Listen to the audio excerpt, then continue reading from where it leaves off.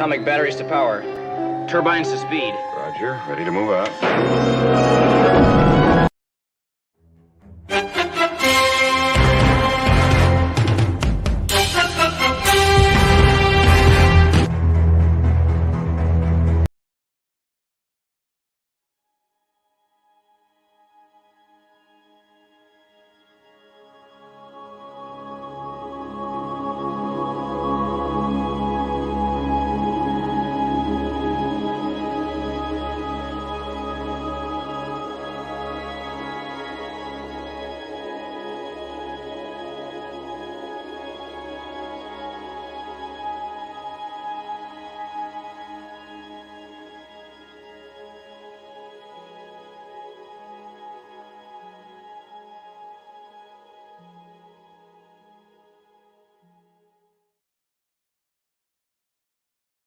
It's Clobberin time! It's Clobberin time! Yes, Clobberin indeed at a very early hour. Hello, everybody, my friends out there. If I don't know how many live views we will get now, but we will be recorded for posterior on Clobberin Times issue number 439 on YouTube, 1,139 overall, and it is time for another special edition of Clobby'S Classic Comics Review with a special guest, my good buddy J-Man. Dude, any chance I get to have you hang out and talk with me for a little while, I am just thrilled about, brother. Thank you for being here, man. Oh, thank you for having me. I always have fun on these comic book talks, and there's not a lot of people that you can talk to about this cool stuff because everyone's like, oh, these new comics or these new shows or whatever. It's like it's good to go back and talk about the real heart of Marvel and DC and that kind of thing. So it's good to be here. Absolutely, buddy. I just love the real stuff. As you probably know, I've been on this kick now. I'm doing at least, if I can get at least 2 to 3 old comics, kind of random in a sense. I'm not entirely random, but older comics. Kind of sticking bronze right now, but you never know. I may go all over the little place, do some silver as well, but some good old stuff per day. At least 2 or 3 a day. And it's it keeps the doctor away. It's really better than an apple. It really makes me feel better. I go a little bit random, although I'm going to try slowly. Like I'm reading, the Karate Kid series. Yes. I'm going to be reporting. I'm going to definitely do a deep dive review on that 15-issue extravaganza soon. Going back reading Legion, though, X-Men, and just all over the place with some stuff, some crazy stuff. And this month, I might keep the reviews themed to, superheroes and monsters that together, it being Halloween, and me not being a Halloween guy, but still, I thought, hey, this the Spectre, how you get that's pretty close to a Halloween type theme, and yet with Superman, Yep, he's green and he's a ghostly thing, so he's like a spirit thing. So who knows? Maybe I will do some sort of review of the Michael Fleischer, Jim Aparo Spectre run. Are you familiar with that, by the way? No, I haven't read very much Spectre at all. I had a couple of issues way back. I don't even remember. I don't even know where they are to find them. I've got a few long boxes of. It's like long boxes of random. It's like Chris Star. It's like it's just like random stuff. Gotcha. I have V the run of the V the Visitors V, like the TV show V comic. Yeah, sure. Yeah, I've got that. It's just random boxes of stuff. I got you. Sure. Well, we have some great friends here with us who did join us tonight. We'll see early the great Lord Thoth popped in. Hey, buddy. Thoth, hail to you and Lady Thoth. It's always good to see you, my friend. I hope you are getting all that stuff handled. Another, of course, got a lot of great Canadian friends here with us this evening, and along with J-Man. LT, Avon lives, and long live the Legion, brother. Always, the great Chris Persia is here. What's up, bro? He is the vindicator of wrenches. Yeah. Yes, indeed. And Mark D with the C is out there with the scouts. Hey, buddy, good to see you, dude. And Kal-El, the Super One himself. Good to see you there. The great Hungry Boy is here too. Hungry for more Starlin like the 70s Gamora. Wow, he's always got these crazy titles. I love it. Yes. I'm hungry for the same stuff he's hungry for, but yet we continue to starve. We continue to starve. Continue to starve. Starve for good comics. Hungry for good comics. That's me. Brian Hepburn, good to see you there, sir. And Crimson Ghost. Crimson Ghost. How's it going, man? Hello there. Good to see you and welcome. Anyone else who pops in, we will definitely acknowledge them. Basically, folks, the Clobby'S Classic Comics review, and it won't take long, really. It's a very short comic, obviously, right? It won't take long to do it. I like to, ever since, a couple years back when I first moved to YouTube, my good old buddy, our late departed pal, Mark C., whom we miss very much, he and I did some comic book reviews. We reviewed, first one we did was Justice by Alex Ross. Oh, yes. And Jim Kruger, which was an excellent book. We did The Coming of Galactus. Cool. Then we got away. We wanted to do more. We had all these plans. We were going to do Silence in the Store Run, this, that, and the other. But we did other types of shows together. And unfortunately, our dear friend passed on us, and we'll always miss him. Yes, indeed. Him indeed. And yes, by the way, everyone, after this show, I'll be doing a normal, regular Mark C. comic talk at 9 p.m. Central. So anyway, we planned to do it. And then, of course, as I said, he's passed. And just I kind of lost for about a year or so there, kind of lost I just didn't, it just felt funny. I didn't really do one, but kept thinking about it. All these comics I wanted to review that I didn't, And then this past January, I decided to start doing it again. And now we have reviewed a bunch of stuff with various great guests. Yeah. I mean, my buddy Max von Priestley joined me when we reviewed Whatever Happened to the Man of Tomorrow to start the year off, right? The great Alan Moore Superman ending. We've reviewed Lord Thoth and Mark D. and I. We reviewed the Wolverine miniseries. Yep. My buddy Nick Weiser reviewed Daredevil Born Again with me. Mark D. and I reviewed Marvel 2-in-1 Annual number 7. You and I reviewed Kingdom Come, and what else? Yes. We did the Batman Hulk. Batman Hulk. Yes, that was good too. Sean came on for that one, I think, too. He may have. Was Sean that? Sean. Well, of course, before that, we all did review the Kirby's Eternals. That was one we all did. We did that one. Remember, you and Mark D. and Nick and I. We did. I've done a couple other ones. Mark D. and I did Hercules, Prince of Power miniseries. So we've had a lot of. I mean, I just love doing this, man. And I think my buddy Ace joined me. We did the first Superman Spider-Man team up. Yep. I don't know if we've done the second one yet. He and I are supposed to do the second one. And I did a poll last week, Jay, where see which ones everyone wants me to do. And it looks like at the beginning of November, I'm going to do the Avengers Cree Skrull War. Anyone, I'm taking apps now for any friend who wants to join on that one. It's not too many issues. It can be done relatively short show. I don't think I've read that one. I don't think I have. I've never read that one, so I'd have to go back and check. It's a classic. Before the year's up, though, watch my car. I've already set it up, even though it didn't win that poll. Watchmen will be done by my friend Carlos and myself, because there's nobody on the planet fit enough to review Watchmen but me. Hello there, Pleasant Valley. So anyone who's done any reviews of Watchmen, they're invalid. It's going to be up to me. It's my job, and no one else can do it. I agree. I second that.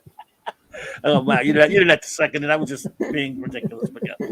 So tonight, folks, a while back, Jay and I don't know. We just pulled this. Oh, we did a Batman book as well. We did a Batman comic. We did Batman. Oh, right, the Joker's birthday party or whatever. Number was.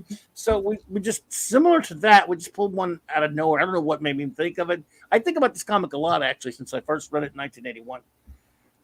But I haven't reread it in a while until recently, and until today, of course, again. But I always think about this comic. It's a weird one. This is bonkers, folks. This comic. And I just mentioned it to Jay, and I don't know why. But we just thought, what the hell? We'll review it when he had the chance. And here we are. Yeah, DC Presents is sort of like, I love the team up books. We talked about that before. Oh yeah, we did a show about team up, didn't you? Did you join me? I was on there on there for DC Presents, right? Yes, because you have a nice collection of that. I've got I just checked before we went on. I'm missing 17 issues. Of course, this is one of the ones I am missing, but I do have the first Mongol, the first Titans, and the first He-Man, Master of the Universe. Nice. But I don't have this one. It's not that I don't think it's worth a lot.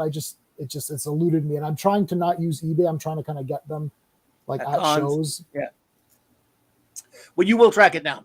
Worst case, I'll just go on eBay and just get every last one that I need and then get it. Because Superman is my favorite character, and him teaming up with other people is the best. Like Brave and the Bold, 2-in-1, DC Presents. That's like my three favorite. Like, I think that's probably my three favorite comics if I'm thinking about it. But like, yeah, anytime where you got two guys teaming up with another hero, it's awesome.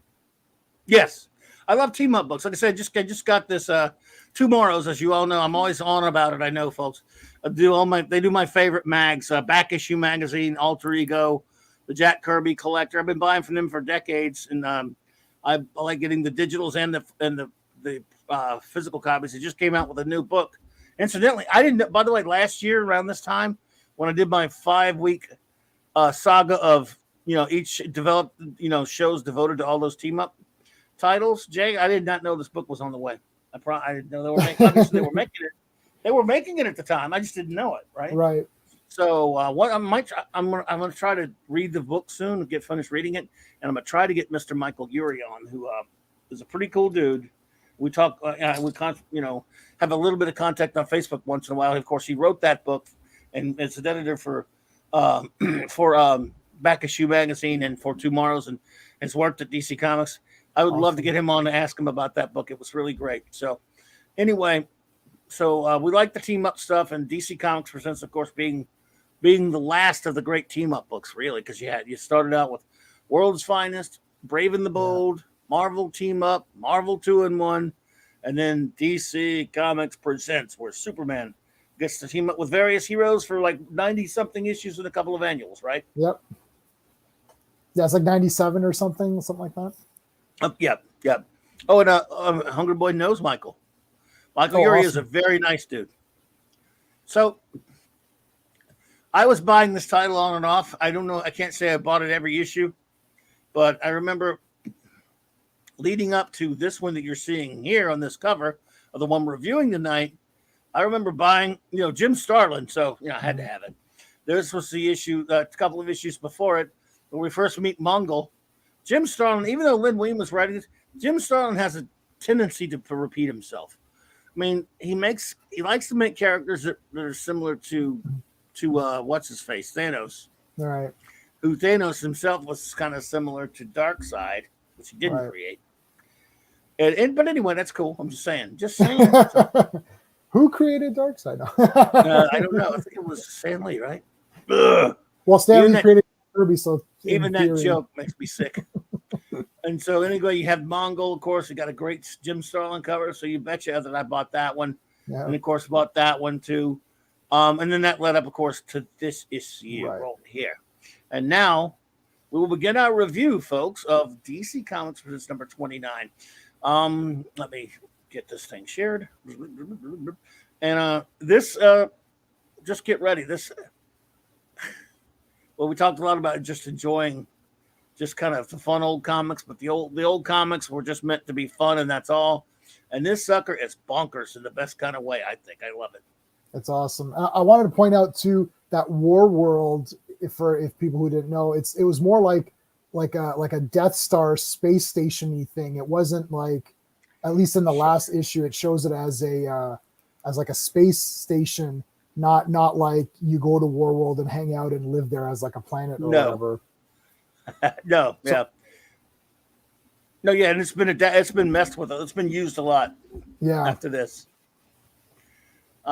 where no Superman has gone before, follow the ghostly guardian and the Man of Steel, in a journey into madness. And of course, you have a team up.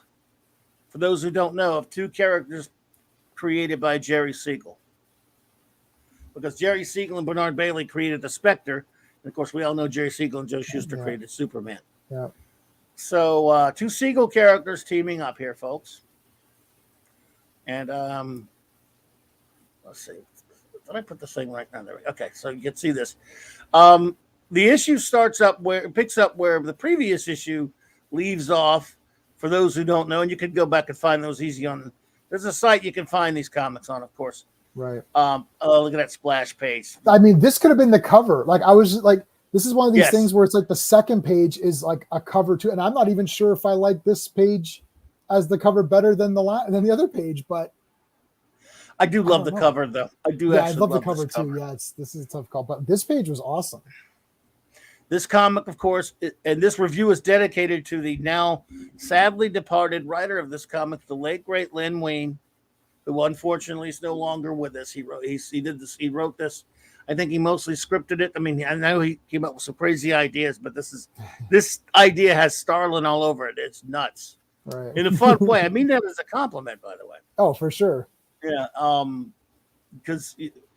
But yes, Romeo Tangal inking Starlin. Tangal, for those who don't know, made a name for himself on the New Teen Titans inking George Perez. That was where one of the first places I saw him, at least. And yeah. Oh, see, Tony, like I said, our good buddy Hunger Boy knew these people, and he says, R.I.P. Lynn, I adored you. And he was, I met Marv Wolfman, his best friend, but I never got to meet Len Wein, unfortunately. But Hunger Boy did, and everyone always talks very highly of Len Wein. So awesome, and he was a good writer. I knew that for sure. That I could tell you because he wrote some great stuff. And he wrote this one, and here we go. Basically, 1981, folks. DC presents 29 recap of the original story. Basically, Mongol for some reason kidnaps Steve Lombard, Jimmy Olsen, and Lois Lane, luring Superman. And he ends up in a confrontation with John Jones, the Martian Manhunter, in issue 27. And then later goes after Warworld after they save them. He and Supergirl go after Warworld. Yeah. And he goes and reprograms a computer while Supergirl flies at this thing at full speed for some reason to knock out the defense shields or something, right? Right. So she could penetrate Warworld's defense shields to allow Superman to into the computer system so he could take out the core of the thing or whatever, and ends up working. Basically, he ends up destroying the tractor beam so that the X-Wing fighters can fly down the trench and blow it up with a Han Solo flag. You're all clear. Can let's blow this thing and go home. If they had Superman on their team, it would have been over fast. They would have needed the Force. They would have. Yes. But I like how this recap is like awesome on its own. Anyways, it's already better than because modern comics, they just write like a little paragraph, and it's like I like that you got this page of like cool stuff going on to recap it. It's not just like it could have just easily been like a block of text, but like having this like him like on the sides, like, oh yes, here's what happened. Like this page already looks cool. Like this would make me want to go back and be like, oh shit, I got to see what happened. Like, if I had missed the issue previous, I would have been like, oh, I got to see how all this went down. So, well, this is, and I'm glad you mentioned that because I was remiss a little bit. This is that what you just said there is a testament to the canniness of the great Superman editor Julius Schwartz, whom I was lucky enough to meet a couple of times. I love Julius Schwartz, the greatest of all the Superman editors, the anti-Mort Weisinger, in my opinion. And he was also, he's more than that. He was a great DC editor. He did a lot of other great stuff as well. But the great Julius Schwartz, did that. They understood that, distribution was as such back then as, kids would pick up comics that they may not have gotten the issue before. They may not have seen it. They may, they're picking this up on a magazine rack, a newsstand rack, a spinner rack at a store, and they're flipping it. That first page is vital, especially since you've got to suck your reader in. If they don't know what's going on, a lot of times they don't pick it up. So this was smart, and this was good storytelling, and it was good editing to do that. And Julius Schwartz was a master of all of that. So there you go. And he tells the story and we get going where now Superman has to go find Supergirl because she just, it's kind of crazy. Her momentum sent her off out somewhere into the universe. Just simple stuff. Like he's got to find her now. And it's got some, I love this page right here. When he takes off to fly after her. This is some great stuff. Yeah, and also where he's thinking, and they're showing you like, sort of like the algebraic way of like where is she? It's like it shows because people forget that Superman is smart too. I always hate this. Oh, look, I love Batman. He's my second favorite, but Superman's my favorite. But this always like, oh, Batman will just outsmart Superman. Well, Superman's not a dumbass. Like he's super intelligent. And I like this, like figuring out the trajectory. It's like, okay, well, if she was going at this speed, you know, it's like those math problems. If there's two trains traveling, at the same distance or whatever. So it's like he actually is like figuring it out here. I like that. To speak to what you said, Lynn Wein, of course, who was a good writer, and likes to point home to basically what you did. He writes Superman thinking, but without some sort of friction, they ultimately slow her down. She could fly through this void forever. Got to go after her and try to catch her, but first. I better be certain just where she went. If I start out even a fraction of degrees off course, could search for centuries without finding a trace of her. And I love how he says, how the caption basically, Lynn says, for a moment, the action ace stands immobile, his computer fast mind plotting angles, trajectories. And then, like the proverbial bolt from the blue, he is off. Hang on, cousin, I'm coming. Just to speak to what you said, Superman is brilliant. Yeah. And I'm so sick of people always say he could just be outthought and all that stuff. Yeah, so, like that can't happen. Stop it. Absolutely. And yes, Starlin, master of the montage for sure. Hungry Boy, he says, Lynn was bright, lightning smart when the industry allowed him to be. Yeah, absolutely. Very good. Well, the writers have to be, Superman is only as smart as the guy writing him. So, you know, if you got other people doing it, it's not going to come out as good, right? So there you go. And they always knew these older, especially because Julius Schwartz, again, he really cared about Superman, and he did not let him just write anything. He never wrote Superman as adult, whether it was Cary Bates, Martin Pascoe, or Wolf and Lynn Wein. He made sure they write Superman as a genius that he is, with a speed that all but beggars description. Superman flashes through the limitless darkness, pushing himself harder and faster. I love, by the way, can I say that I love the days when Superman didn't need a damn mask to breathe? Yeah, I'm with you. I'm 100% with you. I'm tired of him needing suits and all this. It's like, I don't like that at all. And I love the fact that there's science fiction elements. Like, this has never been in any of the movies. I don't know why they're so scared to, maybe because, again, the writing sucks, but they're so scared to take him off world. It's like, take him into an adventure. Like, this is so cool. Like, he's flying off. You're like, whoa, where's he going? What's going to happen when he gets there? Like, what page is this? It's like page 4. This is page 4, and there's already more excitement in 4 pages than there is in the last 3 or 4 Superman films or TV shows or whatever. Like, I mean, it's page 4, and I'm like, this is awesome. I was around 16, 17 years old. Imagine I'm seeing this. I'm like, wow. He's flying like a spaceship. He's flying as he surpasses the speed of light itself. He finds no sign of Supergirl, so he presses on the glittering stars, and all of their majesty become more luminous blurs as the Man of Steel hurtles past them.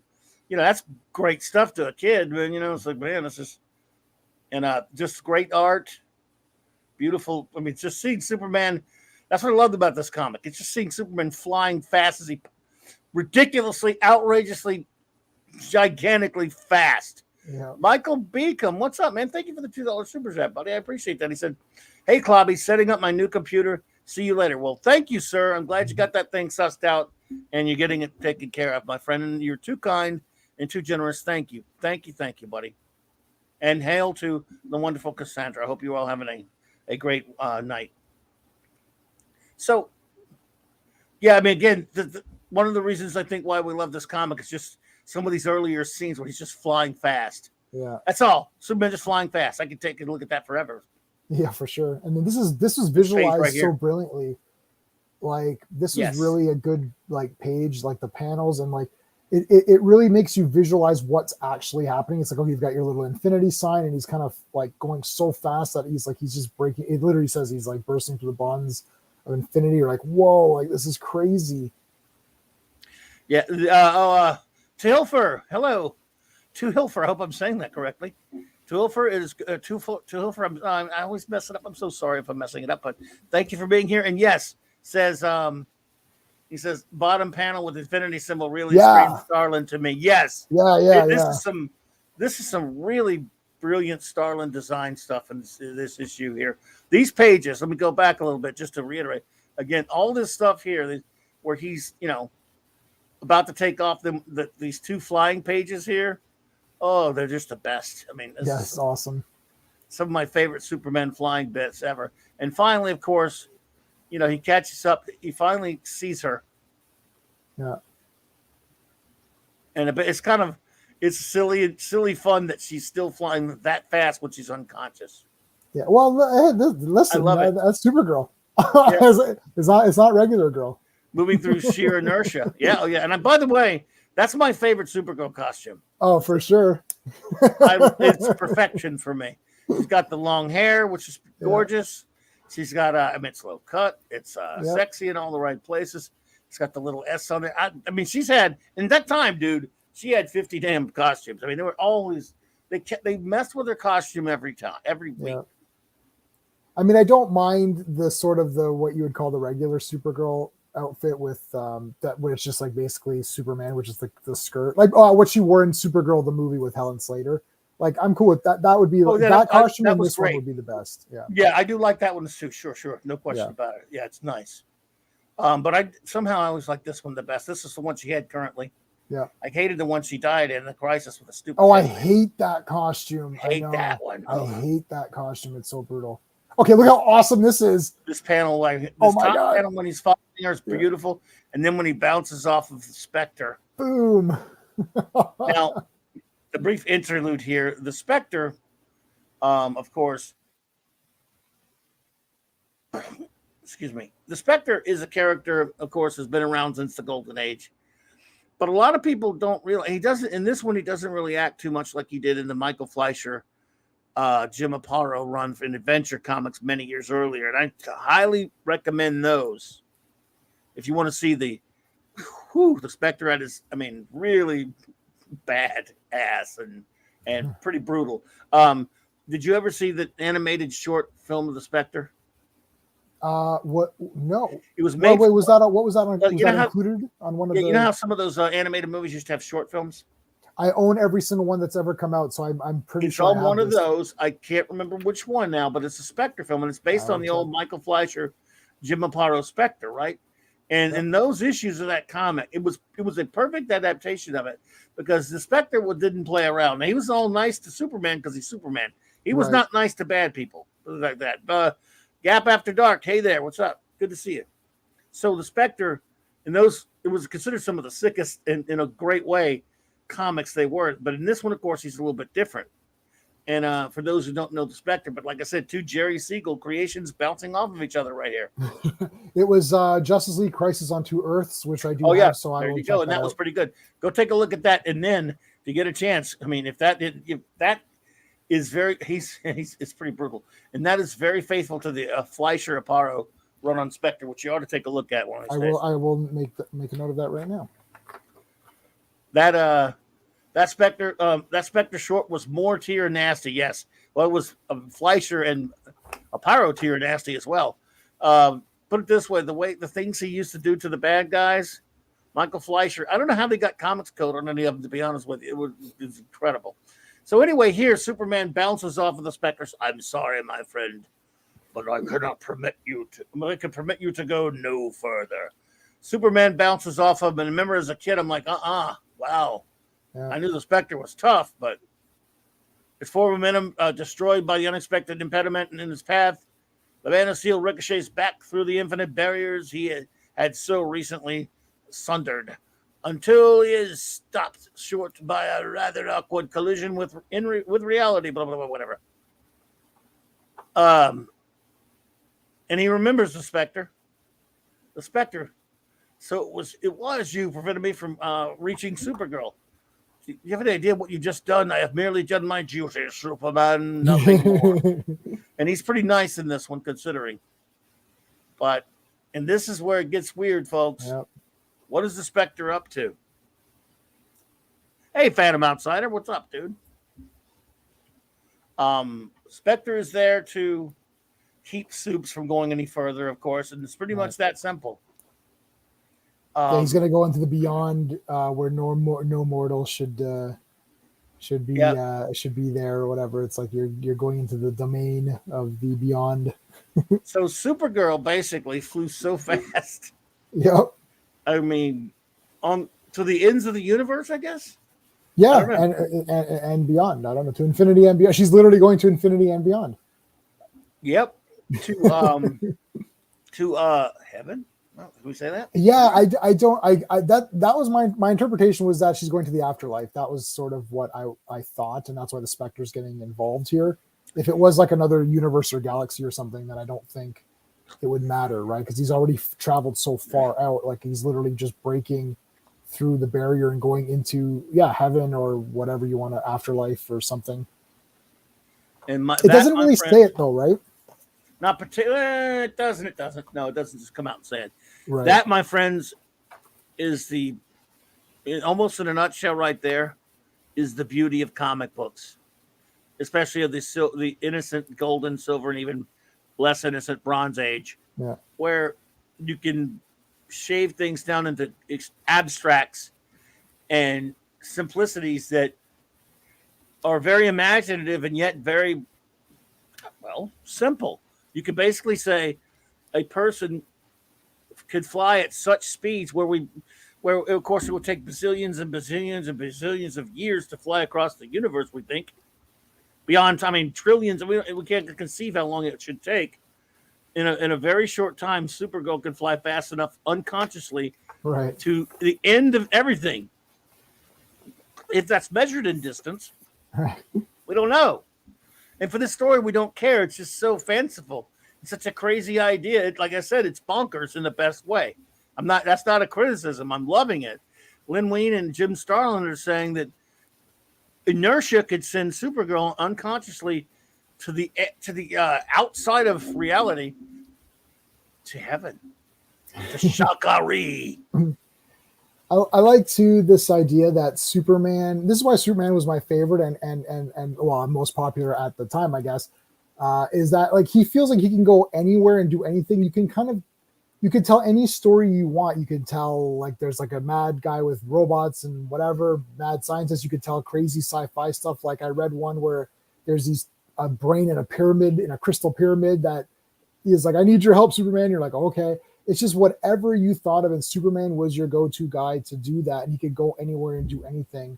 And I think that's what's missing for sure from today's comics, but that's just missing from Superman's sort of portfolio in general. Like, where is the imaginative stories? It's like, I'm tired of this. Oh, he's just got to fight Brainiac again or something. It's like, okay, yeah, that's cool, but have him go do weird things. And I think the creativity has been sucked out of Superman by either the writers. They just think it's not marketable. I don't know what the reasons are for it, but like, that's why everyone's gone to Batman. It's like, it's easy to write crime detective stories. That's why there's 14 crime shows on TV all the time. Yeah. And Batman's got some gritty villains. Oh, let's pick some villain. Oh, he's killing people. Batman's got to stop him. And there's your Batman story. But Superman's like, oh, I got to think of something. Right. And now that you got to think of something, you're tapped out because you got no ideas.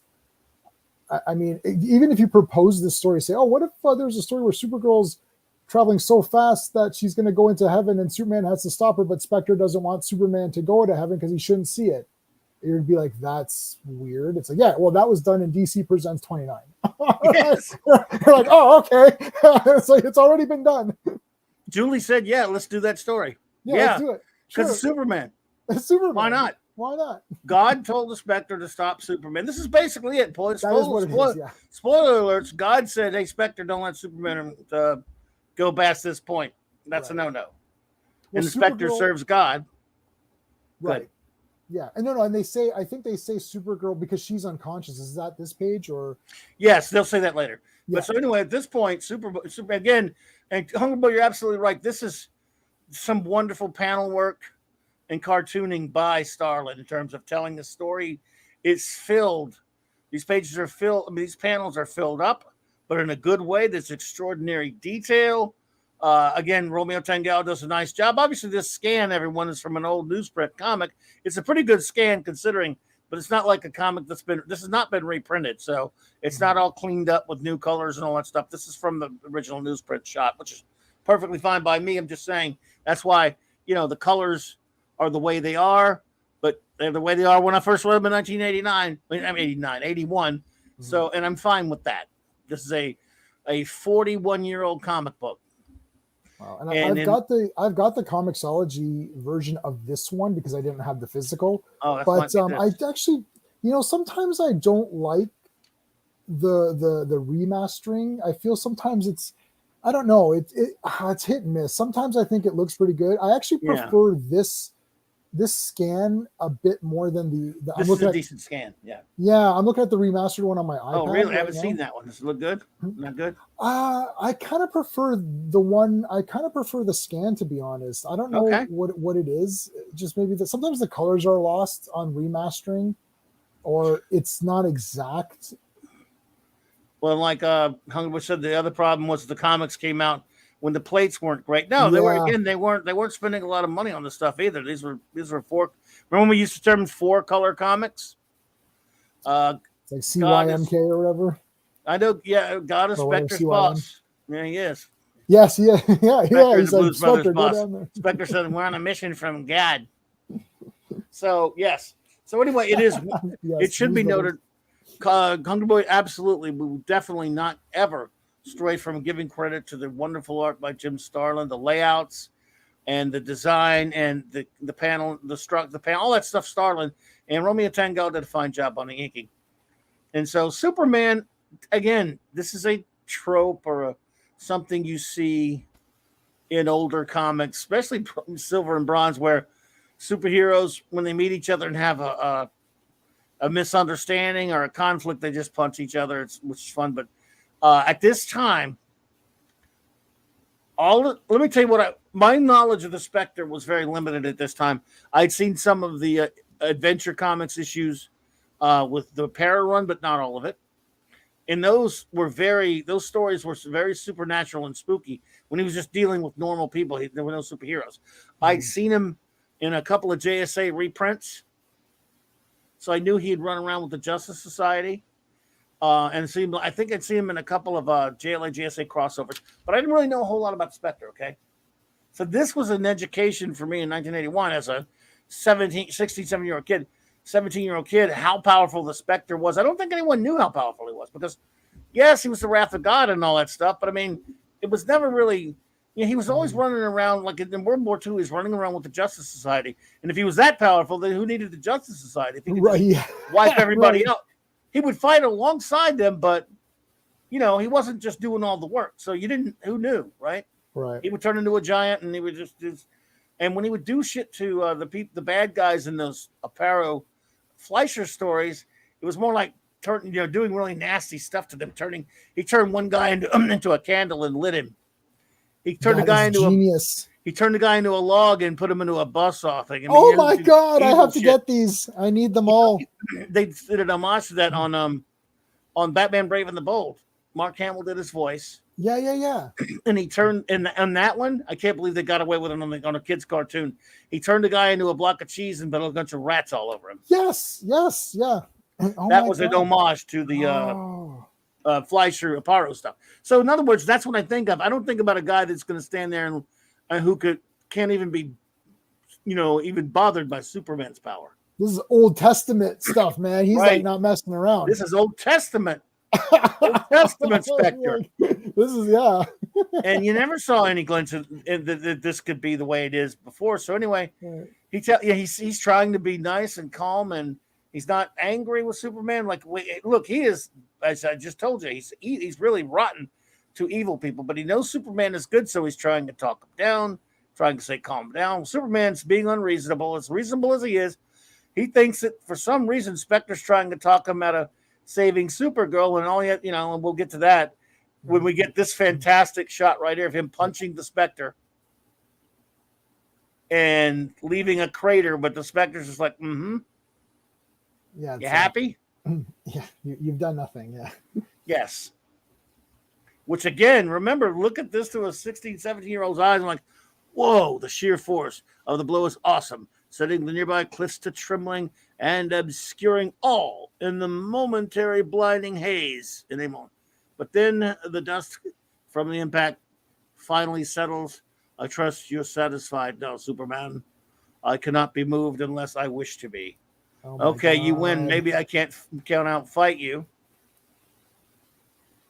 but I can sure as heck outrun you. Only the Flash could possibly match my super speed. Perhaps we can reach some sort of compromise regarding no. And this is where Superman kind of gets, hot-headed here. Yep. One way or another, I'll hunt my arm. Again, precisely, you swore it would, my friend. Now let's since this squabbling cease. Anyway, look how big he can become, and he's pretty much showing Superman right there. Drops him into his eye with some more beautiful art. Yeah, at first I thought he was going to eat him. The way that I'm like, is he going to eat Superman? Like, what's happening in this? Incredible, and again, because he is smart. I mean, yes, he let his emotions run away with him. Because Superman is smart, he starts to, calm him down a little bit, and then he shows him Krypton. Spectre shows him a little bit about, the things that Superman's carrying around inside of him. I love this page right here. This is so cool. Like this when he has Krypton blow up in his hands. Yeah, like it's like that. He's like just like looming over the entire world, and he's like, no, and like look at his face. He's like, no, I'm gonna like hold this together, and it's like boom. It's like you can't do it, right? Like, yeah. This page is incredible. Awesome. Yeah, love this page right here where Superman just kind of coming to grips with Krypton. And this is tragic, Superman, but true. You may still find some solace in your past. Behold, and he's messing around with death. Yeah, him struggling with the death of Jonathan Kent, who died and came back to life. At this point, see, this is a lot of people who grew up loving Superman later, after the, all the various dumb reboots of Byrne and all this other kind of shit. Yeah. Don't understand that when I grew up with Superman, the Kents were already dead. Superboy left. When he left Smallville after being Superboy and moved to Metropolis, they died. They were both dead. And then they did a comic where they brought Jonathan Kent back for some reason, and it turned out to be, anyway, it was complicated. Money passed go, whatever. But so for a lot of the time as a Superman fan, for me, except for during the Superboy era, the Kents were gone. Then Byrne comes back and they're alive. Yeah, and now, since 1986, in every iteration they've been alive, right? So the people just think of the Kents as being living characters, not in his past, but living in his present. Right. But that wasn't the case for me for a lot. That's why it's to this day, even though it's been since '86. Every other time I see Superman and anything else, I'm seeing the Kents living and breathing, whether it's the animated shows or whatever iteration or in comics, whatever. I'm like, it always feels a little weird to me. And they can't see in other, like if you look, I mean, I think Lois and Clark, they were alive, right? And then, but in Superman and Lois, they're dead, and then in Garbage Snyder verse, one of them's just the dad is dead, and I don't know. It's like everyone has like their own version of it, but yeah, I as you know. Yeah. Like I'm a Man of Steel guy. That's kind of like, that's so John Byrne. And so to me, they should be both alive is the way I think of it. But when I go back and read these older comics, I just know in my mind, I'm like, okay, they're dead. So I just adjust myself to the time of what I'm reading. Right. And I'm like, okay, so I don't really have a preference. It doesn't matter to me if they're alive or dead, I guess. But it's funny. One of the weird things about it, because you're reading some of those Superboy and the Legion things now. Yes. There's some issues of that where they're really younger versions of they're too young. Right. Okay. Yeah. And it's kind of strange. So I'm fine with them being alive later, I guess. Just still it's something to get to adjust to. And in this right here, though, remember at this point they're not alive. Right. Even though one of them came back for a while. Yeah. So this is scary because he's like, okay, there's my father. And then the Grim Reaper's there. No Thanos next to her. Yeah, so there's the Grim Reaper. Again, a weird thing to bring the Grim Reaper into this. Yeah, so good. Well, we got God, we got Spectre, we got Heaven, we got the Grim Reaper in there. Okay, Jor-El and Jonathan Kent, man. We got Krypton. we got something else which comes out of nowhere. Superman 3 alert coming up. But yeah, this is crazy. This comic is crazy. It is. Everything you've ever wanted is in this comic. And it's basically the Spectre showing Superman. He says, "Do you not yet see, my friend? Even your much vaunted powers has its limits. Power has limits. I already know that, but in your heart, do you truly believe it? Yeah. There are so many infinite. There are so many infinite forces at work in the universe. So many things that will forever remain beyond your control until you learn to control him." Uh-oh. Yeah. Whoa. And this right freaking here, Hack Snyder and all you other assholes who are obsessed with evil Superman and can go screw yourselves, by the way. Yeah, I agree. Until you I second learn that. Until you learn to control him. And I trust you recognize him, Superman, for he is the dark side of your own spirit. He is that capacity for violence that dwells within all beings, given some and form. Feel his terrible touch, my friend, and know him for what he is. Pure, unadulterated power without restriction, without conscience, or remorse. Power that can ultimately destroy you if you allow it to run amok. What is he saying here, folks? He's saying Superman, of all people, more than anybody, but everyone, of course. This goes for everyone, but especially Superman. Yeah. You have to control the darkness. God damn Hack Snyder jerk off and all you other idiots obsessed with making evil Superman who can go screw yourselves, by the way. Did I mention that? Yeah, I second it again. It's seconded again by Jay. You assholes need to read this comic. The whole point of this damn comic was Len Wein and Jim Starlin talking about how Superman, yes, even Superman, as advanced as he is, has the capacity for that evil inside of him, and he struggles with it all the time. He's choking the life out of me. How can I stop him, Spectre? There's only one way, my friend. You must open your eyes and see.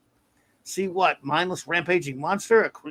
A creature who acts without thinking, or, oh, I see, of course. Yes. I've been thinking with my heart, not my head. Forgive me, Spectre. I've been acting like a fool. And then who shows up, folks? The Schwartz. Not God, but Julius Schwartz. Masters Maniac Mexico. Hello there, my friend. Oh, hey, MMM. Good to see you, sir. So basically, you could call this God, but I'm going to call him Julie. Because Julie Schwartz is the God of Superman. He's the editor, right? So right. The Schwartz shows up, and admitting your foolishness is the first step on the path to true wisdom, my son. So just a quick side note on this page, that blue text is not in the Comixology remastered. What? It is not there. I do not know why. Yeah, I don't know why it's not there. At all? It's blank. It's a completely blank. Like just blank. It's blank. So it's just white. Oh my God, dude, you're blowing me away right now. Yeah. Comixology, you suck. Yep. I don't know if it was problematic. I just used that term. I don't know what other term to use. No, you got it. It's anti-religious, I guess. I don't know, but it is not there. You're shitting me. Oh my God. Isn't that weird? Yeah. And I thought like, cause if you use that certain tint of blue, it doesn't print right when you photocopy or when you Xerox stuff, but it's not that. This is remastered. No, they didn't want it in there. They didn't want it in there. They removed it. They DC, you disgust me, Comixology and DC. Yeah. Absolutely disgusting. What other things do you censor? I'm glad I don't mess with my Comixology anymore. They can go screw. Yeah. Yep. I'm not a fan of them either. Yeah. Dude, that blows me. I did not know that, man. Nope. Yep. Yeah, I wanted to mention that. Deal about that. I'm glad you did. Then thank you so much for telling me that, because I cannot believe it. I do. Well, and does that mean every panel or just that one? I don't know if you can see on my. I don't know if my iPad's. Yeah, there you go. Put my screen up for a second there. You can see what it looks like. Okay. Oh, hang on. Oh, it's yeah. There you go. See, there's nothing. Oh, hang on one second. Let me get this off the screen here real quick. Yeah. I think everyone can see this though. Yeah. See. Let's put it up there. Is that every time he talks or just that one? I don't know if it's every. I don't remember. This one is terrible. Yeah, this stood out to me because I'm like, whoa, there should be dialogue here. It's like, what the hell? So what about can you see what the other ones where pages were there? He talks later. He talks later too. So I'll tell you when we get to it, because I'm pretty sure it's not there either. Okay. Oh yeah, it's not there. No, it's not there. So it's all gone. Yeah, God does not exist in this dojo. God exists in this dojo. Wow, Lynn Wein and Jim Starlin seem to think he did. Yeah. What a bunch of shitbags, man! That really pisses me off. It is really shit, and it's so petty and pointless. Like there's no reason to change to remove that. And because it makes you wonder what other shit that you guys didn't like did you cut out of your goddamn comics? Right. Jerks? So who knows how many other you got to go with. I mean, these are scans off the actual comic, so that's great. When in doubt, just get the real comic, because if you bought this as a reprint, it would not be there either, because the reprints are always the remastered versions. So even if this came out in a collection, I guarantee you that the Voice of God would not be in that collection either. It might not. You never know, though. Yeah. But in the Comicology may have just, because I don't think it's been collected. No, it has not been collected as far as I know. Yeah. Wow, that's crazy. Now, I wonder if they cut out changed any dialogue. Like, for example, he says, "It is merely the voice of him that I serve. He who could." They probably say, "Oh, that's problematic. You saying God the man?" Yeah, I think that's good.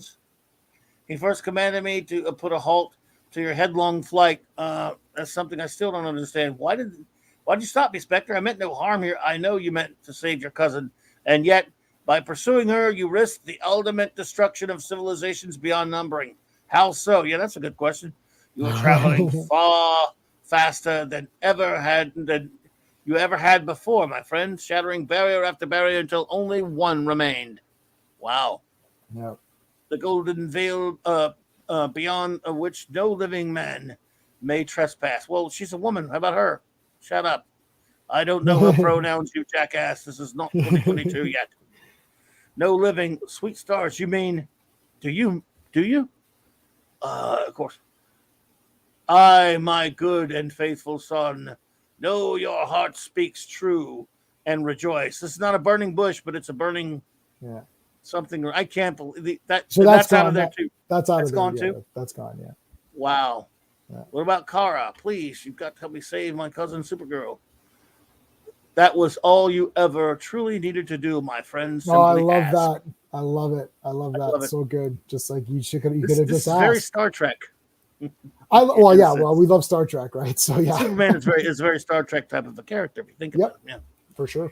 That's why I love Legion. Legion is is the most Star Trek thing DC does. Yeah, Legion is sick. 10 out of 10. Like everything I've read is cool. I think Legion 2 or Superboy and Legion 202. I think that's like one of my favorite comics. I got that one, 100-pager. I just got that at the last show. I'm like, this is the greatest thing ever. That had a lot of reprints in it too. I think is that the one with the giant ones? They're new for me. I love those giants. Oh, that's true. Yeah, it's new for me, so it's not a reprint for me. Dude, it's been so long for me. A lot of them are reprints, are new for me too. Then read in 30 years, 40 years.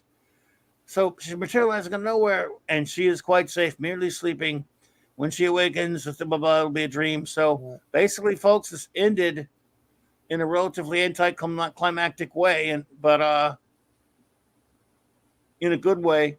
And again, it just basically showed us a little bit of Superman and him meeting. I mean, Superman basically goes to the limits of the universe, folks. Yeah, wasn't that something? I mean, it's just so it's done so simply and just well. It's like he fights himself. He fights Spectre. He talks to God. It's like he's about to go to the beyond. I mean, it's like he's rescuing Kara. Like everything is in here. There's like fantasy. It's like there's still fights as well. He didn't ask for his ID. What does God need with the starship? Yeah. Oh man, yeah. I love Star Trek 5. I don't want to get into it. I do too.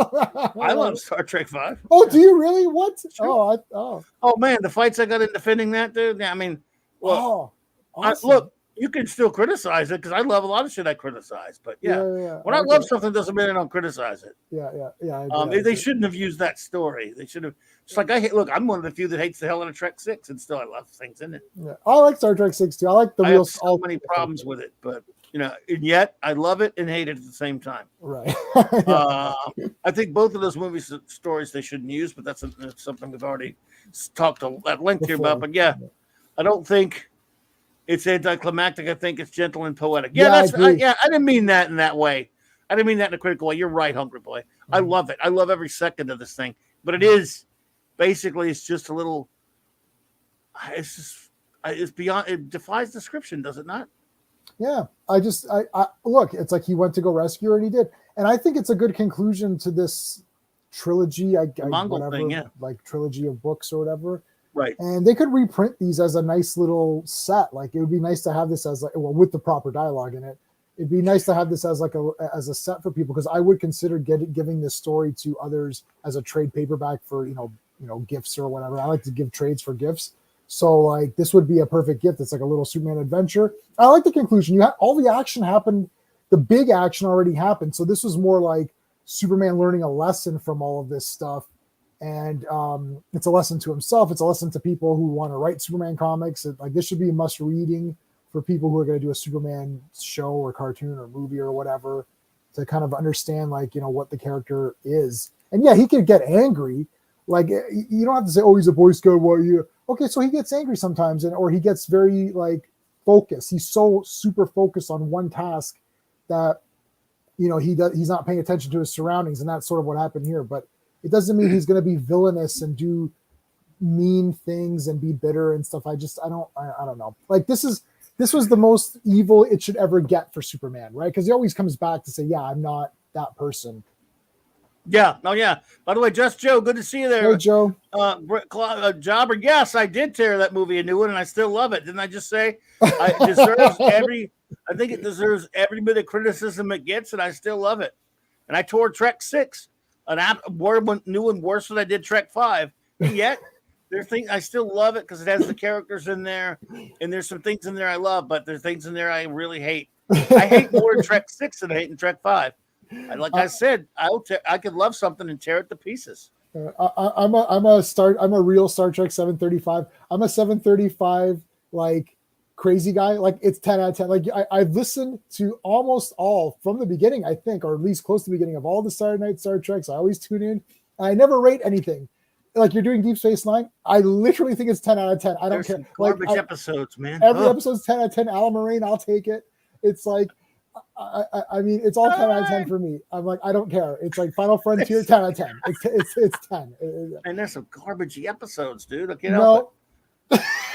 Oh man, I can't help it. I've got to call balls and strikes when we're reviewing stuff. No, it's all strikes. So. Now, by the way, did you read the backup story with Dr. Midnight? It's kooky, and this is low key genius level weirdness, and it's very awkward. It's just like, what is happening? There's these goggles and all this stuff.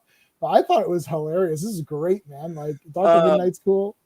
Back up. They used to do this in DC Comics Presents a lot, folks. Back up story. Whatever happened to Dr. Midnight, which was kind of a disingenuous title. He'd been seen a little bit before that in the All-Star comics, and then he'd been seen in some JLA crossovers, but still written by the Answer Man himself, Bob Rozakis, who I had on my show many years ago. Awesome. Alex Saviuk, not one of my favorite pencilers, but okay. Inked by legendary longtime inker Joe Giella, who was, and then edited, of course, by the great Julius Schwartz. Dr. Midnight. I always liked Dr. Midnight. And it was a goofy but fun story about basically dealing with his he was having some trouble with his eyesight, the blackout bomb. But not much to say about the story, really, other than it was fun to read. It's always fun to see these backups in DC Comics Presents with these older characters. There's a funny line here. I started making notes on it because at first I read the Superman story. I made my notes. And then I'm like, well, let me read this back because I'm going to read it anyways. So I'm reading this. I'm like, oh, this is so cool. And I started making notes on this thing. There's a funny part where the guy's like, oh, it's like, it's just something about blind men. It's like, oh, do you know this blind guy? I'm like, what? Do blind people know each other as like? Yes.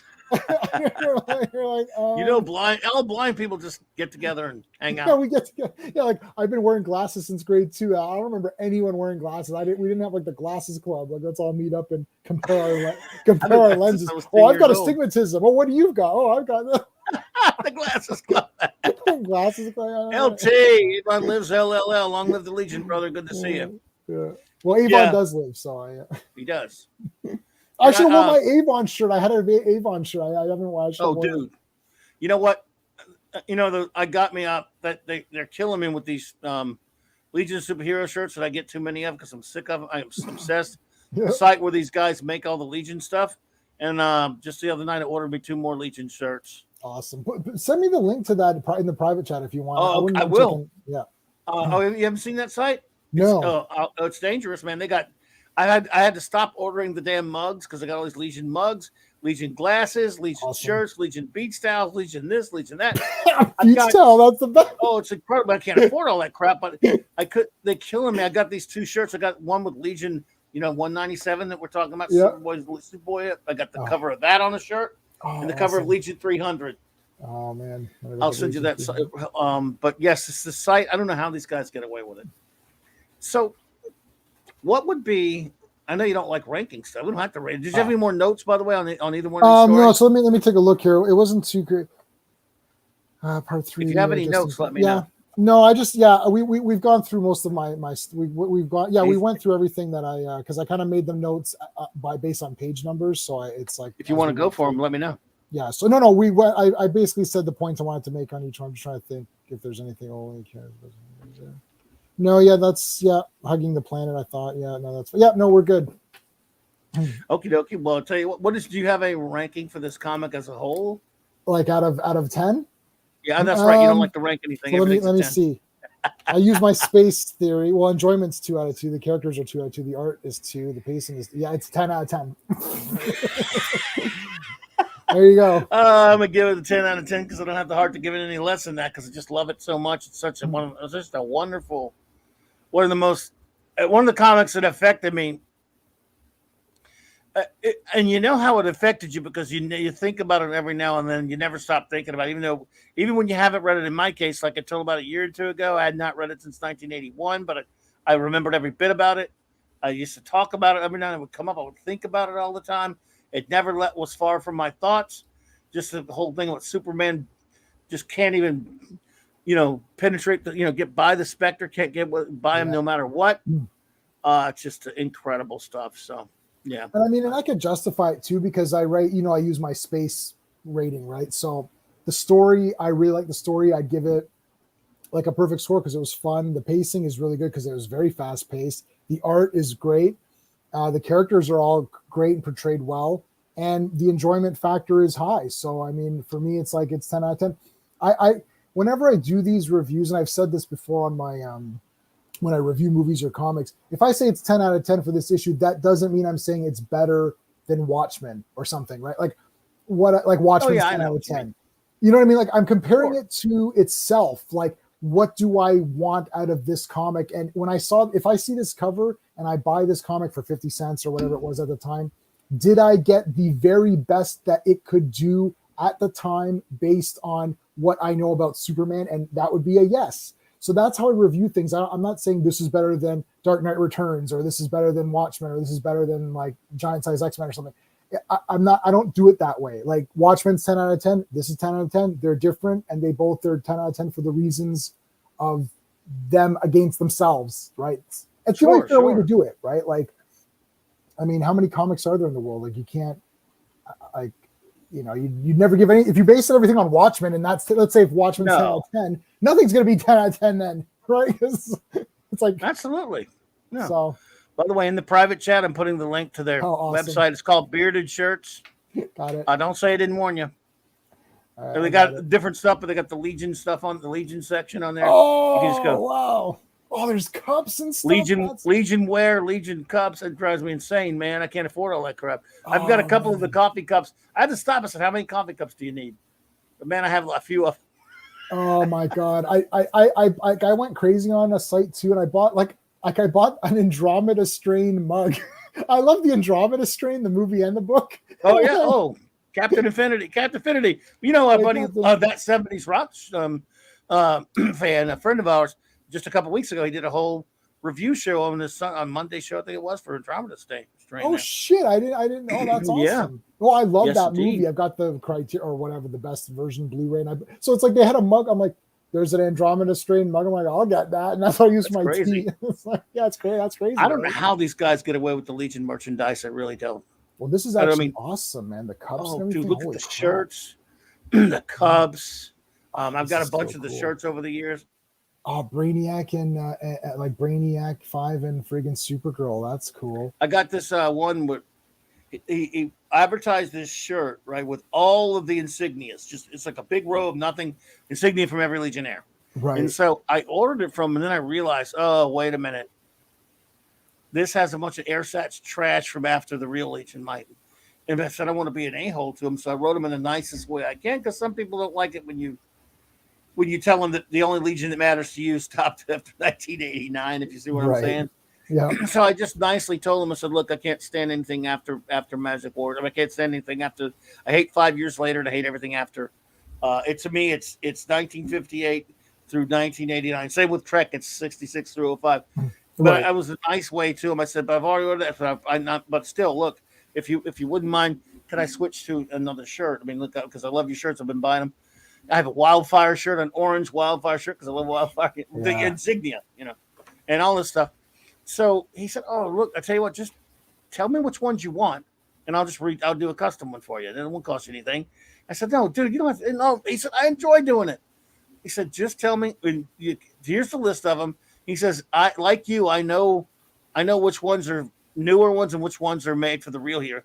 And so he did. He made it for me with all, I got complete approval. And because it was a few less, I said, well, he said, you got a gap here. What do you want to do with those? I said, well, put the subs. How about the reals? And so he put the subs at the bottom. So I got them all. And and even with the Legion L's going across it as well. And of course, I got a big Legion L shirt. I got a big, I got a bunch of them. I got a bunch of Legion logo one. And he's got tons of them, but I just can't afford them all. And now I got 2 more coming. I hope they hurry. Oh my God, I'm looking at it. I'm looking at them right now. Oh, I like the Wildfire logo, where it's just like the star with the wings. That's what I got.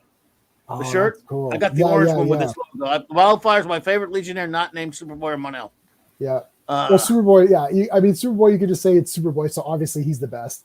And then Monel is a Superboy-ish kind of thing. So yeah, he's automatically the best. So then, but he's also different too, because man, the hell. Well, maybe you don't know about. I don't know if you know about the hell he went through later. Nope. But I don't know anything. I'm on 206. I can tell you what I'm on. I'm on 206 or something. I just read. I just started 206. What a ride you got for you, man. I hope you enjoy it. Donnie is also my true love. Oh, Dawn Star, my God, I love you, Dawn Star. So, dude, this has been fantastic. I love doing this, man. Talking some comics review. What do you want to review next? What would be something? I'm open for anything as long. I mean, like I'm good for any. Like I'm totally good for anything. Whatever you want to do. These like random ones. These random single ones are kind of fun, but I mean, it didn't have to be, of course. Yeah, but I don't know. Like I'm always good for anything. I don't know, any random single thing or whatever. I don't know. Let me think. I've even doing some polls. I know you're doing some polls and stuff. I don't remember what's where. Yeah, we'll think of something. I'll think of one and shoot it to you and let you know. Yeah, and if I can find it on that, if I don't own it, Comixology, I have like 15,000 comics on Comixology. Oh, so wow. There's a good chance I have it, and if I don't have it, I can find it from our friends on the internet. So, gotcha. By the way, I'm still blown away with what you told me about that thing when you found on Comixology. What they did to that comic is disgusting. Right. So it was disturbing too, because I read it off Comixology. So when I'm reading it, I didn't even know there was supposed to be dialogue there. Until I was showing you that, you mean? Yeah. So I didn't know there was dialogue there. So then when you look at where you were reading it from, that's where I read the Legion, Superboy and the Legion. Yeah. So I've been reading it from there, and it is easier sometimes on your iPad to just go to that and scroll through it, right? So I didn't even know that there was writing there until today. Like, as soon as you showed me that writing, I'm like, whoa, I don't remember reading this part. And I'm like, I just read this. I read it 3 times. And I'm like, I just read this morning. And I'm like, what the hell? And that's because I was reading my Comixology one. I'm like, holy shit, maybe I need to go back to the online version. Yeah, don't trust Comixology, folks. If you're anything, and here's the thing about that. What was it like reading that, not knowing what before you knew this? Doesn't it seem like something's missing? I mean, something is missing, but since you don't know what's missing, do you see that and go, what are they talking about? Or does it change the narrative at all for you? It's like when you're watching a movie and then someone says something in like Japanese or something and the subtitles aren't there and you're like, I guess I wasn't supposed to know what that person said. And I just figured, well, it's, God is speaking to Spectre and mortal J-Man can't know what he's saying or whatever. I'm like, okay, I guess that's what they're going for. Then I'm like, no, they're not going for that. The text is right there. I'm like, wait a minute, I didn't see that text. Crazy, dude. Yeah. That's crazy. Oh, what a bunch of jerk-offs. Comicology. So some dickhead at Comicology, I guess, is handling that sort of thing. And I go, oh my God. Hey, look at this. That's what I'm transcribing. Yeah, what is it? Look at this.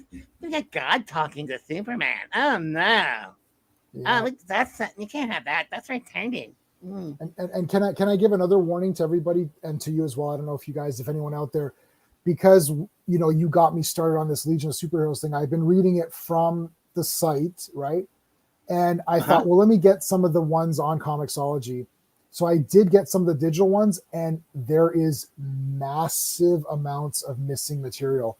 Like, wow. I don't know if it was 202. There's so far I've read a couple of 100 pagers where it's like, this is a 100-page special, and there's literally 70 pages missing. It's like, now I don't know if that's the reprinted stuff missing, but in one case, the 100-pager was like 23 pages. I thought, I know Clobby told me that there's reprints, and I don't know which ones are reprints and which ones aren't. So I'm like, I don't think there was 70 pages of reprints in this 100-page special. Like, it's like they're missing massive amounts of story.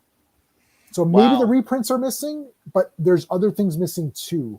And I don't know the reason for it. So you got to be super careful about reading these, because I started reading them from Comixology and I thought, you know what? I was like, because it said 100 pages on the goddamn cover. I'm like, this ain't no 100 pages. So I'm like, let me go back to the thing. And so I went to the website and I'm like, okay. I'm like, this entire, like, Wildfire introducing himself and all that, like, that's all gone. Wow. There's like a whole shit ton of stuff missing from that. I'm like, wow, that I don't know. I don't know what the reasons are, if it's some sort of rights issues or they can't, like, what was that Batman book? There's a Batman book that just came out, Batman the Damned or something. Batman Damned. It was like a black label. It was a big one where you could see Batman's jump. Oh, that thing. Yeah. So you couldn't see it on Comixology. It was just black. So what happened with that? I read it off Comixology. I thought, yeah, this is okay, and then I didn't buy the physical comic because I thought, yeah, the story's okay, but not enough for me to go buy it. And then everyone's like, "Oh shit, Jamin, did you get that book? Oh, it's a hot seller. It's a hot ticket. Why did you get it?" I was like, "No." They're like, "Oh, you see Batman's private parts." I'm like, "No, you don't." And they're like, "Yes, you do." I'm like, "I literally read it this morning." I'm like, "No, you don't." They're like, "Where'd you read it?" And I was like, "Comixology." It's like, that's why. And I'm like, oh shit. So you got to be careful. You can't trust them. No, you can't trust them. And maybe sometimes I see before this thing you just showed me today about this comic, I would have said when you said something's missing, I said, well, they're probably just taking these from collections. Right. No, they are censoring it. They censored that. This comic that we reviewed tonight has never been collected. Right. As we talked about. Yeah, no, it's not anything. Won't reprinted at all. So yeah. Wow. That's crazy. Crazy stuff. Damn it. Yeah. Oh man. Well, I'll tell you what, dude. I'd love doing this, and we need to do it again. Thank you so much for hanging out with me tonight, and thank you all here for being here. So I hope let's do it again soon. And what you got going on with the channel? Tell everybody what's going on. Everyone, please. This is a link in my description below to J-Man's great channel, of course. If anybody has a link, if you could throw it up there, I'd appreciate it. And if you could please subscribe to J-Man's great channel. What's going on this week? This week we're not doing wrestling tomorrow. We do wrestling Tuesday nights, but we're actually gonna be doing it this Wednesday because Steve can't make it. Okay. So and then we do Thursdays so we do Tuesdays, Thursdays, Fridays, and we always stop because Sean and I come to your stream to watch you guys. So we always stop before you start. So we never cross the streams, as I like to say, for Ghostbusters. Well, you're too kind, buddy. But yeah, so I like listening to your stuff. So it's like, well, I'm not going to be streaming while you're streaming. And it actually works out perfectly because I kind of finish, and then I just quickly take a break, come back, and then I'm onto your thing. Oh yes. Sorry, Matt Masters reminded me. We're doing the space opera verses. So this Friday, the big one, it's going to be Galaxy of Terror versus Forbidden World. Oh my God, aren't they the same thing? No, they're not the same. I'm kidding. They got the same. Raquel are making fun of me so much, but and it's the thing is, it's like first of all, and then here's the other thing. I don't know what happened, but you and Raquel have this high opinion of Sean. Sean and I are the same person. Okay, it's like, oh, Sean's this big nerd. No, Sean doesn't know Jack. Okay, he's the same as me. We watch the same movies. We love the same stuff. We literally have the same passion. Oh, I know. Sean not got me. elevated. It's like that's Raquel, dude. That she does it to everybody. We love her, but when she talks about, man, my mother doesn't talk about me like that. Yeah, she's like, Sean got elevated. I was like, no, bring Sean back down here. Bring him back down. He loves You're the Hunter, just like me. I got the poster today. We both love it. We sang. Yeah, but he doesn't like Highlander 2, does he? Oh, he loves Highlander 2. Sean, of Jesus, he loves, damn, man, illusion shattered. Oh my God, you guys are too much. And it's like, I love Creature, all these movies you're showing. You're like, and you guys are like, these are all schlocky movies. I'm like, no way, these are great movies. I don't know what you guys are talking about. Oh my God, they can be schlocky and great, can't they? They can be, yes. I'll give you a list of some real bad ones. Like if you thought Creature and all this was bad, it's like no. I'm gonna get you Sorority House Massacre Part 2, and then and I know you don't like horror movies. So trust me, it's not a horror movie. It's I've not. Probably seen that at some point. I don't know. I hope not. I'm just saying. Galaxy of Terror, you ought to be ashamed of yourself. Oh, I have that on Blu-ray, and I got Forbidden World on Blu-ray as well. So I think I saw that at the theater. Did you realize it? But that's great, man. That's awesome. Oh, dude. He just used a lot of the same freaking effects from Battle Beyond the Stars and music. Too. Oh, I love Battle Beyond the Stars. Also, I love that unconditionally. That's it. Yeah. Even Raquel loves that one there. Yeah. I put there. I love Battle Beyond the Stars, and I like Space Mutant. Space Mutant is pretty bad, but so far, what's Yor is in the qualifying thing. You're qualified. I got it right. Actually, right here. Yor Hunter from the future. Your Space Hunter, Space Raiders, and Battle Beyond the Stars. Wow, Space. No, not even any contest. Battle Beyond the Stars is the greatest. It's better than all that garbage. Yeah, I like Space Hunter a lot. I don't know if you've seen Space Hunter. It's got Ernie Hudson and Mike Ironside. Was that Adventures from the Forbidden Zone or whatever? Yes, Adventures in the Forbidden Zone, yeah. At some point. I may have even I'm not kidding, swear to it, but I probably saw it at the theater. I don't know. Oh, man, I wish I'd seen these in the theater. A lot of them that stuff was in the theater when I was, and I'm not everything, but I didn't go see slash and trash movies and that kind of shit. But I love slashers. I've seen some crappy. I hate slasher. I hate that teenager movies. I hate that teenager movies. They're garbage to me. Okay, but hold on. Everybody in that movie is a trash person, and you get to see them all get killed. It's great, and I bet you all of them love Zack Snyder's children being slashed by psychos. There's a perfect line in the great movie Fright Night when Roddy McDowell says, Fright Night. "None of your generation wants to see vampires or vampire killers. Only one is demented madmen running around in ski masks, cocking up young virgins." Oh, that's probably Toolbox Murders he's talking about. I love that. He's talking about every movie at the time. Dude, but back then, you got to remember, I don't know how old you were, but that's 85. So for the few years before that, between that shitty Friday the 13th crap, every weekend, and I mean every goddamn weekend, for a few years straight, there was a new shitty slasher movie cashing in. And we would see it and go, oh, God. I mean, we'd go watch it. We'd see it in the paper going, oh, shit, another one? And I probably own them all. You would have went to see them. These two shelves are filled with just horror movies. That's only horror movies. No, Space Hunter's a great movie. LT, man, help me out here. He said it's a great bad movie. No, it's a great movie. No, I mean, Battle Beyond the Stars really is a great movie. And it's Battle not Beyond the bad. Stars is a good movie. That's a cool movie. That's legit, right? Yeah, I love it. Even it's basically Seven Samurai and science fiction version. Yeah. And it's just and Gordon, he actually made all those effects for that movie. He just used them like 20 more times after that. Yeah, they got used in Space Raiders, which actually isn't. Yeah, Space Raiders. Yeah, I like Space Raiders. Unfortunately, in the back of your mind, you're like, ooh, they used all the ships and stuff, right? But yeah, and then they used that music, great theme from James Horner. Yeah, you're right. They used the so I love that movie. Now, see, that was 1980. I'd just been seeing like Empire Strikes Back every damn week, 15-something times in the theater as a kid. And then was going to see Flash Gordon a bunch of times. And then comes Battle Beyond the Stars. I'm like, oh my God, it's space movie overload, I guess. But I went to see that as much as it was in the theater. Now it wasn't as long as those two. Yeah, but I went and saw it a bunch of times as well. Yeah, and those are all good. Yeah. Oh man, 16 years old going to see those movies in the theater is the best thing ever, man. Man. Oh my goodness. Well, I'm going to see Halloween Ends, and I'm going to see Black Adam. Camp. Oh, Sleepaway Camp's the best. Sleepaway Camp Part 2 is like my favorite. Sleepaway Camp Part 2. Dude. What is wrong with you people? Oh, come on. Jay, you know the funniest thing back then though was watching Sissy and Ebert get really upset about those movies, and I love them, by the way.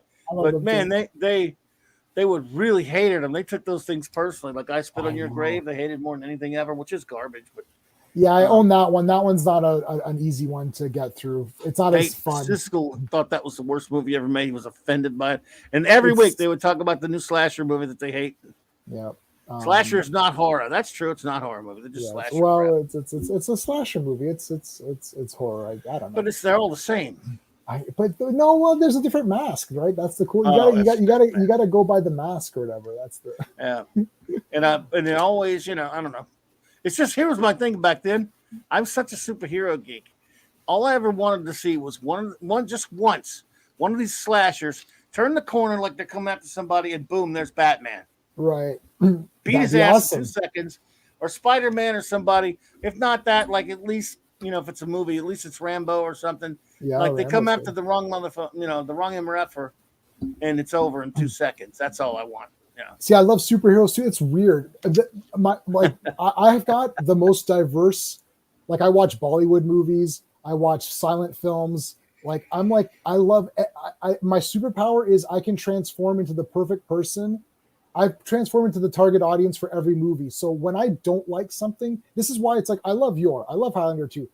When I hate something, like let's say like a She-Hulk TV series or an Eternals, when I don't like something, that's a big fail. Like you and I will agree on everything that's really bad. Like if I hate it, you'll hate it. Like there's nothing that I love that there's nothing that I hate that you love. I hear you. Because I mean, like as soon as I saw Star Trek 2009, I'm like, yeah, this is a bunch of crap, which means that there is no target audience for that because I can transform into the perfect, like when I watch a slasher movie, I'm like, I'm the perfect person. It's like, yeah, I just want to see dead teenagers. Yeah, I got to see that. I love this movie. That's me, right?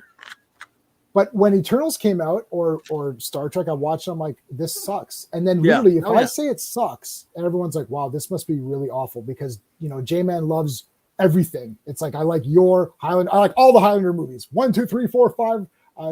Even the show's okay. Like I like anything. So if I don't like it, that means it must be pretty damn bad. Right. Wow, that's a good point. And you got like garbage like Shang-Chi and Eternals. Eternals is bad. Eternals is abysmal, yeah. I know you like that last Doctor Strange movie. I think I liked it a lot less after I started thinking about it. Oh yeah. I just don't. I don't know. I think people went a little bit. I think you could.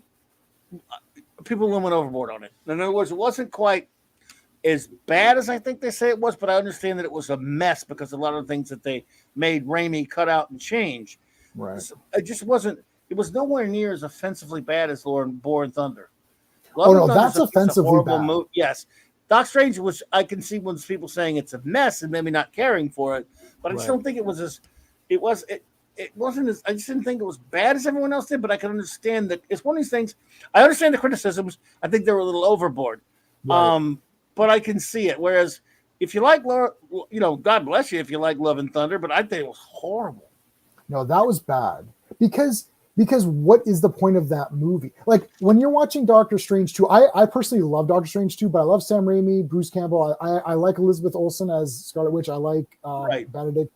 And I like the simple fact is that cameos. I hate them so much. They really piss me off. I know. Yeah. But you got a wizard and a witch and there's like a big, huge battle and they're just using magic and fighting each other. I'm like, that was fun. I like that part. It's just cool. Love and Thunder. The problem is that I despise every character. So when there's something cool going on, it's not cool to me anymore. It's like, so good. Yeah. I'm like, I don't care if Thor wins this fight. Like, screw him. He's trash. That's the problem, right? And everybody's also, ruined.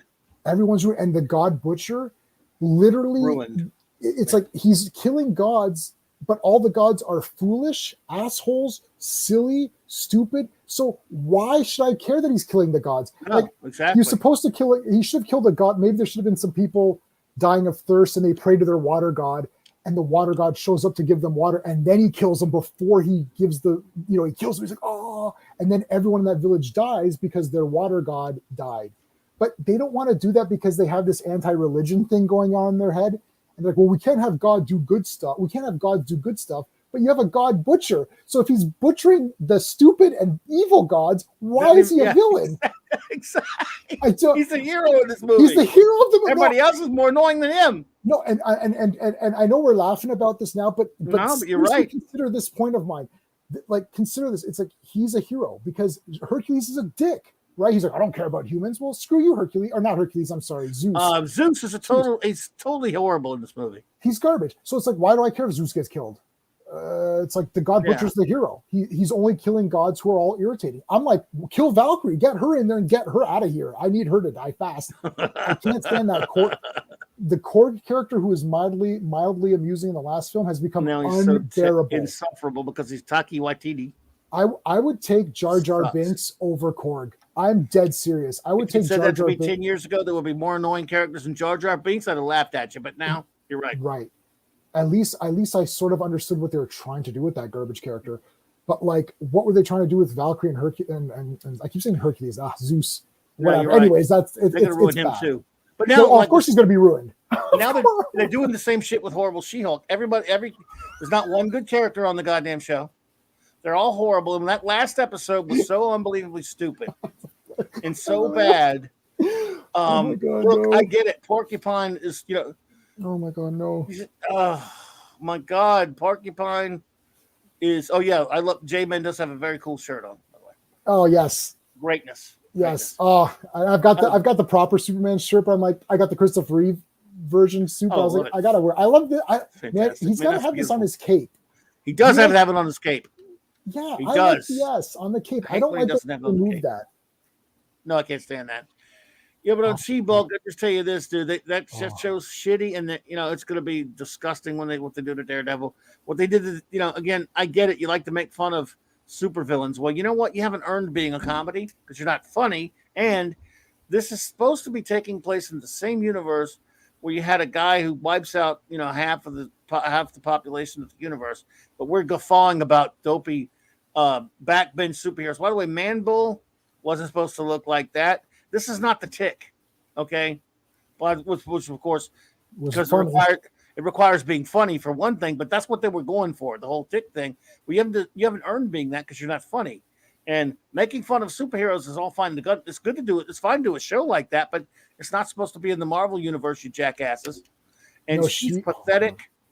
She is pathetic. You notice how, other than that one scene where she threw Man-Bull or whatever, she's never involved in any action because she's CGing, they don't want to waste money, so she's just sitting there. When the times you do actually see her as She-Hulk, this show is a piece of fucking garbage.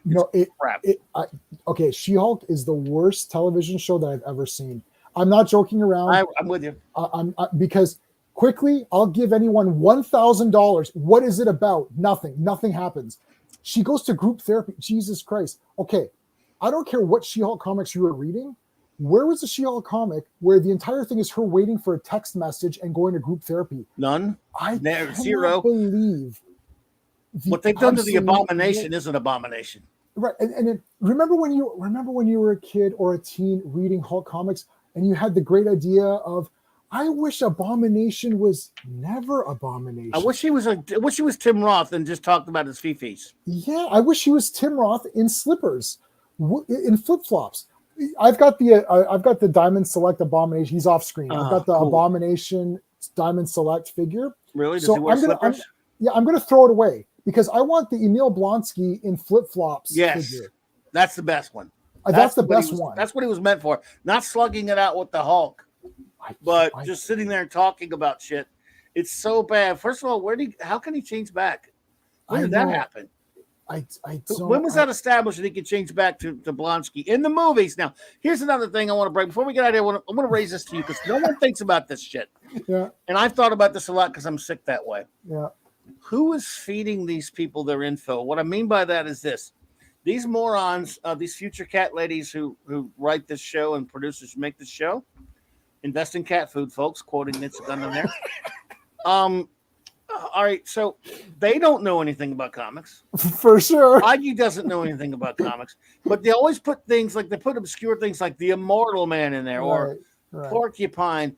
And there are other stuff. They've been doing this for a while and all these MCU things. Yeah. So they're getting it from somewhere. They don't know this stuff. I've been theorizing about this a lot. How are they getting, how would they know who Porcupine is? Are they getting like the handbook of the Marvel Universe?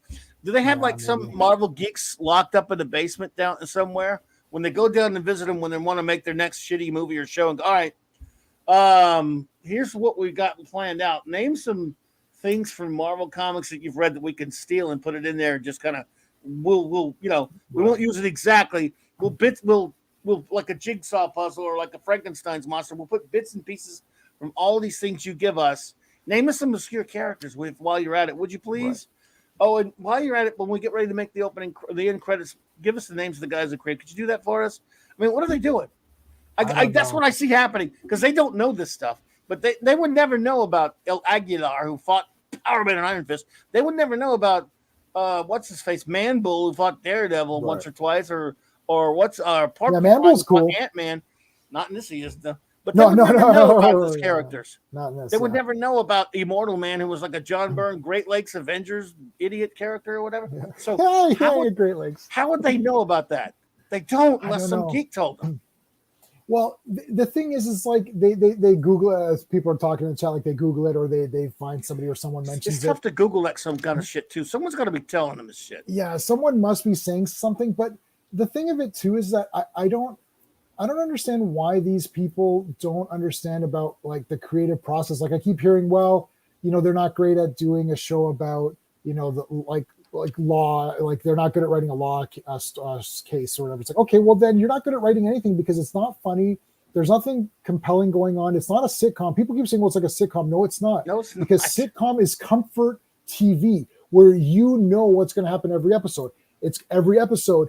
I threw Perry Mason's name in there because he's a lawyer. It's like Perry Mason's going to get a case. There's going to be someone who comes to him, so I need help. He's going to investigate it. He's going to win at the end. Like it's like but that's not really a sitcom. But like if you took like let's say Cosby Show, that Theo's going to get in trouble at school, and then how's Bill Cosby going to help him? Like it's comforting to watch things. It's like this has no structure. It's a randomly different thing every time. And She-Hulk is a character that is not likable.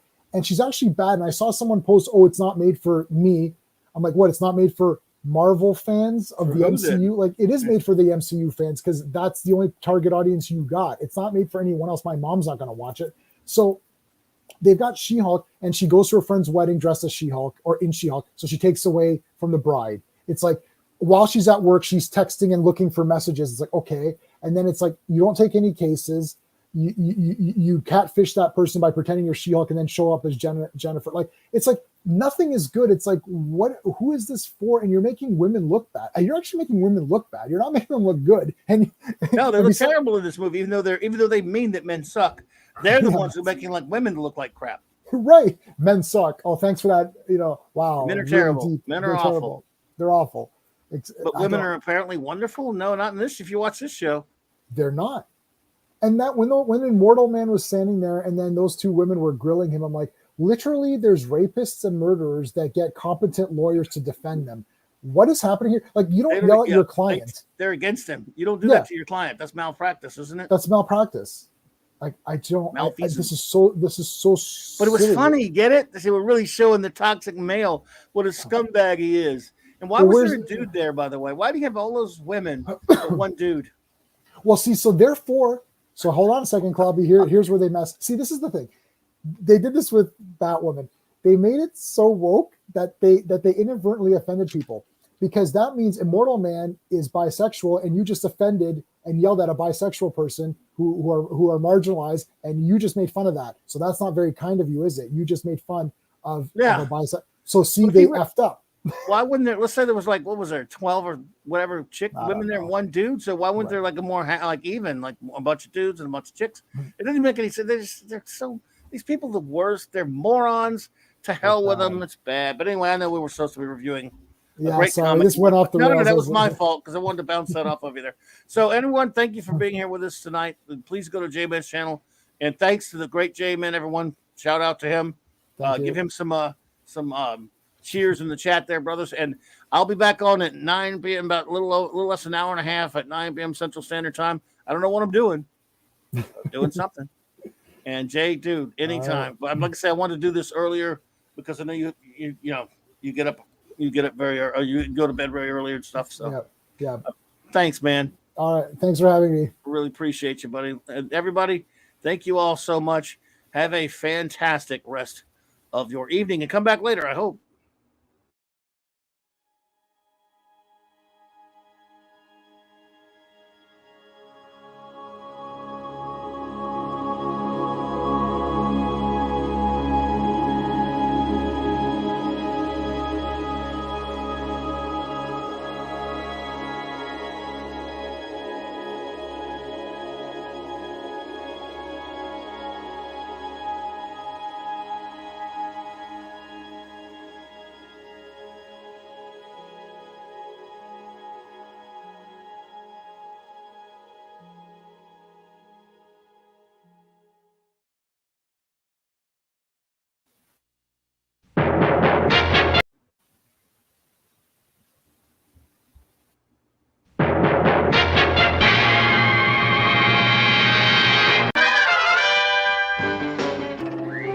Atomic batteries to power. Turbines to speed. Roger, ready to move out. I just love clobbering time. And